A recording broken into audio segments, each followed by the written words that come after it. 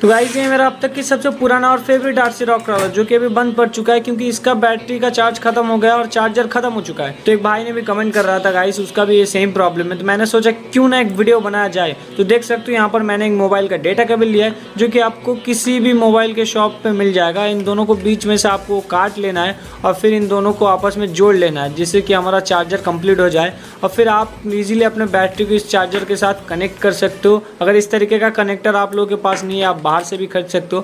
फिर देख सकते हो बस इस डेटा केबल को आपको किसी भी एडाप्टर के साथ जोड़ना है। मैंने यहाँ पर एक सैमसंग की नॉर्मल सा एडाप्टर लिया है और आप कोई भी मोबाइल का एडाप्टर ले सकते हो, उससे कोई दिक्कत नहीं है। तो फाइनली देख सकते हो हमारा बैटरी अच्छे से चार्ज हो रहा है और उसके बाद हम गाड़ी को मस्त तरीके से चलाने लगे।